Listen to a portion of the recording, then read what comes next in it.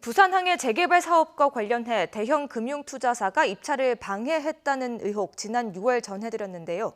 사업을 추진한 부산항만공사가 당시 입찰에 참여하지도 않은 롯데건설 측에 입찰 내부 정보를 알려준 정황이 YTN 취재 과정에서 확인됐습니다. 차상은 기자의 단독 보도입니다.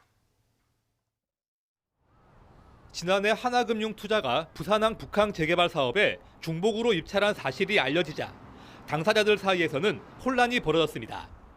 중복 입찰을 금지하는 규정으로 하나와 함께 컨소시엄을 구성한 회사들이 사업 계획을 평가받지 못한 채 탈락할 상황에 놓였기 때문입니다. 그런데 입찰에 참여하지도 않았던 롯데건설은 이 같은 내부 사정을 훤히 꿰뚫고 있었습니다. 내부 정보를 알려준 건 다름 아닌 입찰 공고를 낸 부산항만공사였다고 롯데 측은 말합니다. 그럼 지금 이게 저희가 솔직히 말씀드리면 항만공사에서 들었거든요. 두 개 중복이 됐다. 어떡할 큰일 났다. 이렇게 들었습니다. 사업과 관련이 없는 외부 기업에 보안 유지가 필수인 입찰 정보를 알려준 겁니다. 롯데 측은 부산항 상업지구 개발 사업 참여를 검토했던 것으로 파악됐지만 입찰에는 나서지 않았습니다. 앞서 부산항만공사는 하나금융투자의 중복 입찰을 걸러내지 않아 사실상 묵인한 게 아니냐는 의혹도 일부에서 제기됐습니다.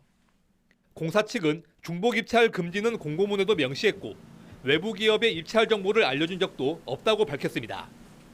대형 금융투자사의 석연치 않은 중복 입찰과 입찰 정보 누설 의혹까지 벌어진 상황 속에 사업계획 평가조차 받지 못한 회사들이 속출했지만 사태에 따른 법적 책임은 누구도 지지 않았습니다.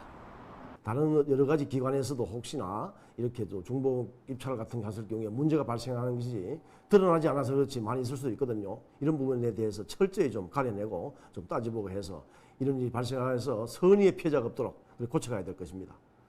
부산항 재개발 사업의 입찰 방해 의혹을 수사 중인 검찰은 입찰 진행 과정에서 부정이 없었는지 조사하고 있습니다. YTN 차상은입니다.